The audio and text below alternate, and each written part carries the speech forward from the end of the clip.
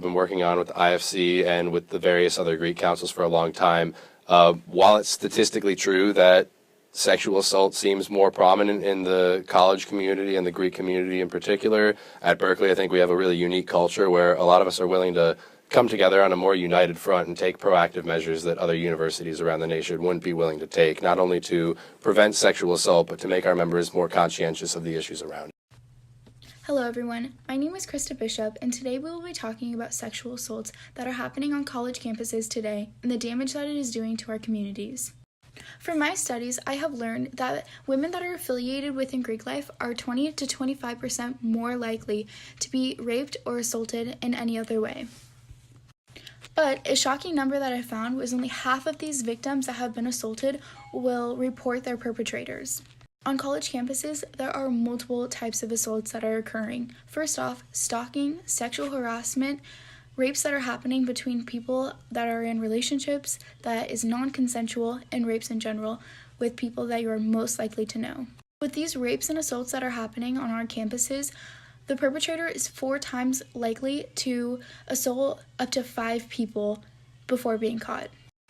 The media focuses mainly on how alcohol is always directly related to these rapes, but in all actuality, a doctor that studies the statistics of sexual assaults on college campuses and in Greek life found that most perpetrators like to use alcohol to ensure that their victims are the most vulnerable so that they can commit these acts.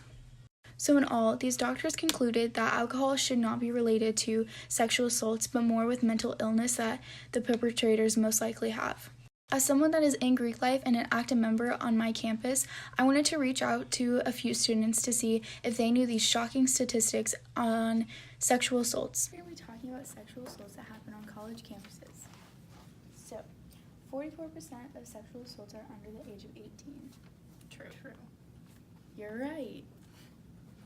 28% of assaults involve alcohol. True. False. It's actually 43% from last year has gone up. Okay. More than half of raped college women do not report their perpetrators. True. Yes, true. Okay, last one. Over 15% of sexual assaults that are reported are false. False. It's 2%.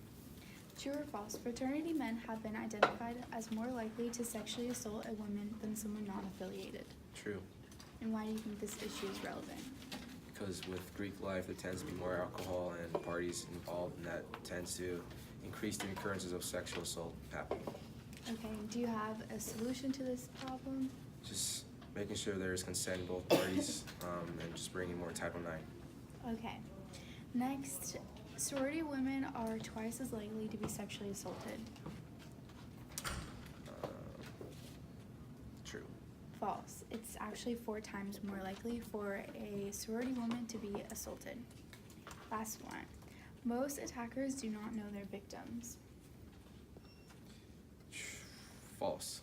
Yes, they actually most likely do know their victims and sometimes even have relationships with them. Yeah, thank you. Awesome.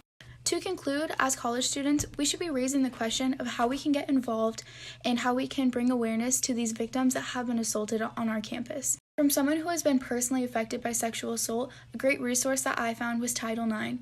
Along with that, I logged on to www.resource/sexual-assaults, and they have multiple options of what you can do after your assault. They gave you great hotline numbers that you can call at any time of the day. It was, all in all, a great resource. Thank you for listening to me today, and I hope you took some part of information from this video. If you have any further questions, ask me or log on to any of the resources that I gave you today.